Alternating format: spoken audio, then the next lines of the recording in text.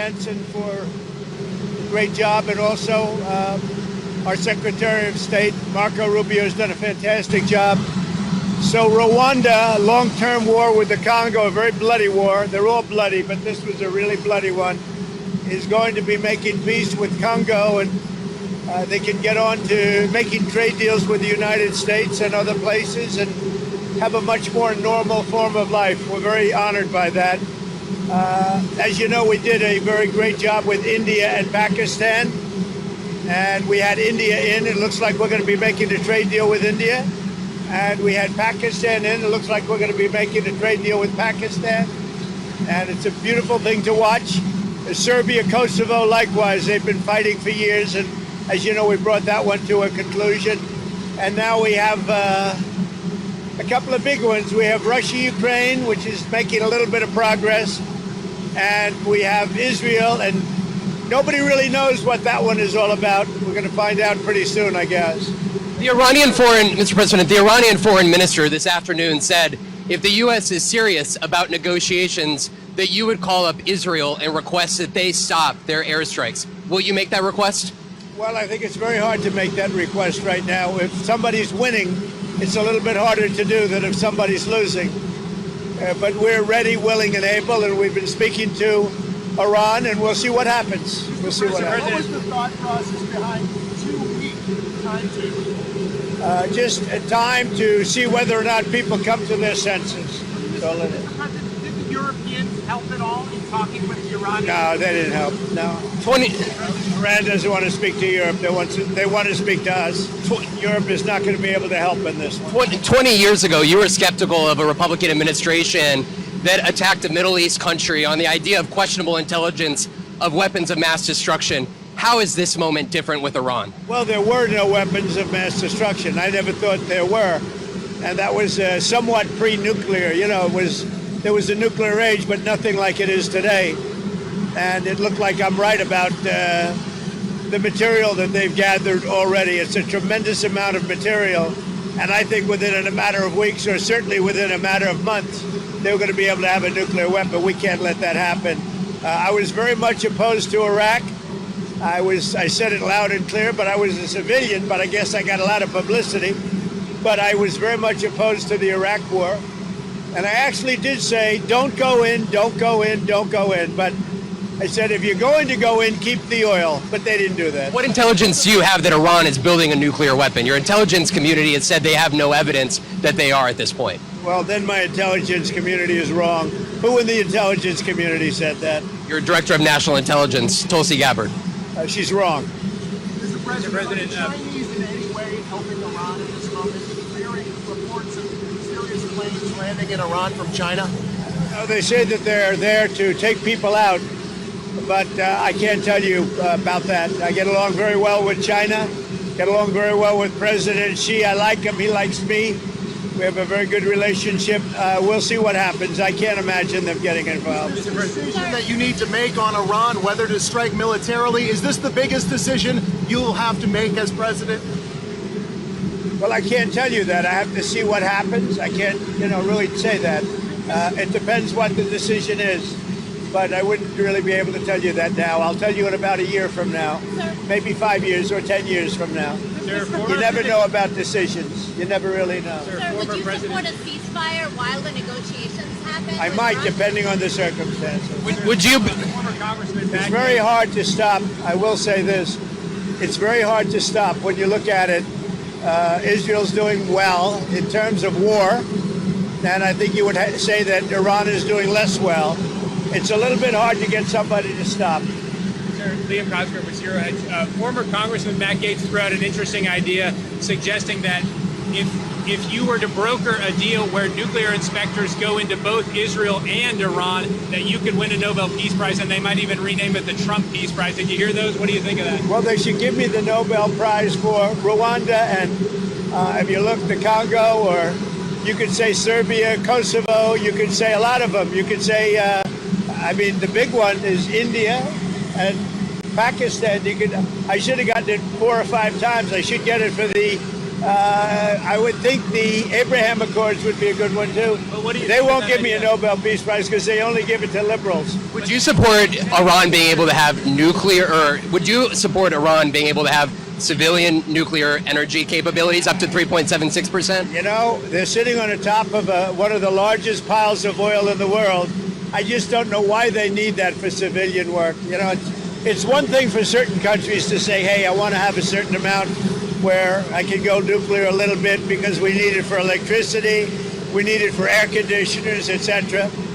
But when you're sitting on one of the largest oil piles anywhere in the world, it's a little bit hard to see why you need that. Yeah. You, President, are you concerned that Iran or its proxies would wage terror attacks against American targets abroad if you order military action? We're always concerned about that, and we have to take them out and be very strong.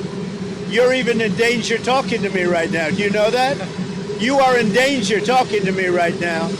So I should probably get out of here, but you guys are actually in danger. Can you believe it? One more. Mr. President, is it still your expectation that NATO countries spend 5% of their GDP on defense spending? Well, I think they should do that. I don't think we should, but I think they should. We've been supporting NATO so long. In many cases, I believe paying almost 100% the cost. So I don't think we should, but I think that the NATO countries should, absolutely. If a country like Spain decides not to? Well, NATO's going to have to deal with Spain. Spain's been a very low payer. They were always a very low payer. They were either good negotiators or they weren't doing the right thing. I mean, I think Spain has to pay what everybody else has to pay. Spain has been notorious for low pay. You know who else was a low payer, just about the lowest? A place called Canada. Because Canada said, why should we pay when the United States will protect us free? And they've been right about that. ICE. Ukraine, you've been making progress towards a peace deal, but I don't know if you know this, but Lindsey Graham and Mike Pompeo were there on the ground in Ukraine, seemingly doing the opposite, trying to provoke the Ukrainians to keep fighting. What do you think of that? Well, we're going to see, and people have to be very careful with what they say. They got to be very careful with their mouth, because their mouth can get them into a lot of trouble. One more. ICE. ICE has said that they're trying to arrest up to 3,000 individuals a day. There are some communities that are saying they are fearful of being wrongfully detained or separating some families, even if they're undocumented. Is the fear in some of these communities worth the deportations of these undocumented individuals, a mass deportation program? It's a tough subject because, look, we have farmers. I love farmers. I won 80%, 85% of the farmers, and I love them, and I'm never going to do anything to hurt our farmers. And you can also say the leisure business, etc. There are some businesses where you have a disproportionate amount of people that are the people that you're talking about. At the same time, we have to get the criminals out of our country. And we're looking at doing something where, in the case of good, reputable farmers, they can take responsibility for the people that they hire and let them have responsibility, because we can't put the farms out of business. And at the same time, we don't want to hurt people that aren't criminals. Most of the people that came in over the last 3 years under Biden, I would say probably 3.5 to 4 years, those people, you have a lot of criminals, you have a lot of, I mean, we're looking at that very closely. You've had people that have worked on farms for 20 years. It's very hard to go in there and say, you know, you're coming out. But we're going to let the farmers take responsibility. They're great people. They'll do it. They know the good and the bad. So the hard part about this is not like a normal war where people wear uniforms. They don't wear uniforms. But we have murderers that came out of the last 4 years. We have murderers. We have drug lords. We have people that we don't want to. We have prisoners. They emptied out Venezuela and many countries. They emptied out their prisons into the United States. We have to get those people out. But we have stone cold murders, 11,888 murders. We've already gotten a lot of them out of here, but we don't want them. So we have to be careful. But I never want to hurt our farmers. Our farmers are great people. They keep us happy and healthy and fat. Are there other cities that you're going to try to replicate what you've done in Los Angeles? Well, I mean, we had a big victory last night in the Court of Appeals with respect to Los Angeles, but really the country, where Gavin Newsom, who's really an incompetent governor, he's just doing a terrible job between his fires, between all the houses burning down, his forest fires, and now Los Angeles. If we didn't go to Los Angeles, and the sheriff admitted it, he had no control. He would have lost control. We saved Los Angeles by having the military go in. And the second night was much better. The third night was nothing much. And the fourth night, nobody bothered even coming. We put out that fire, and we did a great job of it. He sued us for going in and for helping him. We went and helped him. Right now, you'd have Los Angeles burning to the ground. Largely, it would have already been destroyed. So do you think deportations Mr. should... President, to be that of a peacemaker? Do you worry that striking Iran would change that? Always a peacemaker. That doesn't mean sometimes you need some toughness to make peace, but always a peacemaker. Can you win in Iran without ground forces? Say it? Is an aerial campaign in Iran enough, or do you need ground forces? Well, I'm not going to talk about ground forces. The last thing you want to do is ground forces. Does Iran have 2 weeks, or could you strike before that? Are you essentially giving them a 2-week timeline? I'm giving them a period of time. We're going to see what that period of time is, but I'm giving them a period of time, and I would say 2 weeks would be the maximum. Mr. President, do you think deportations should focus on criminals or all the people who are here illegally? Should start focusing on criminals, and that's what we've been focused on. Very bad criminals, dangerous criminals. But Stephen Miller said to go out and arrest every person who's here illegally. He's told ICE to arrest everyone who's here illegally. Do you agree with Stephen that? and I have a very good understanding. He's a terrific person. We have a great understanding. Mr. President, if there is an attack on U.S. assets, will you promise to conduct a full investigation and make it transparent with the American people before blaming Iran for such an attack? Well, if there's an attack, we'll know almost immediately with modern equipment who made the attack, and those people will be very, very unhappy. Prime Minister... And I want to get you people out of danger. You're in danger standing with me. One more. Prime Minister Netanyahu said that they had the capacity to take out all of Iran's nuclear facilities. So what role would the U.S. be able to play, and why would they, if Israel says that they have all of the abilities, their own I'm not military? sure he said that, but they really have a very limited capacity. They can break through a little section, but they can't go down very deep. They don't have that capacity, and we'll have to see what happens. Maybe it won't be necessary. Maybe it won't be necessary. Would you like to see Congress pass a bill that bans child transgender surgeries? Well, I know they're talking about it, aren't they? Huh? We're going to have to see how it comes to me in what form. Certainly, it's been something I've been talking about also. Okay? Thank you. Thank you, Mr. President. Appreciate it. Thank you, everybody. Thank you.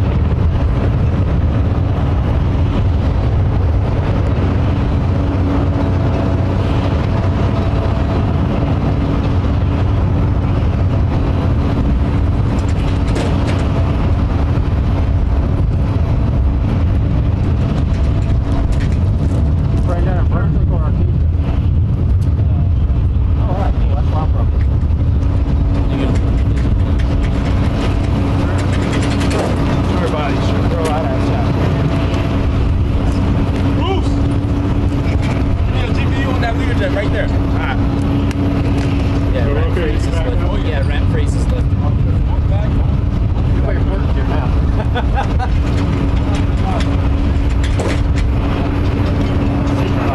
I ordered a 100 gallon.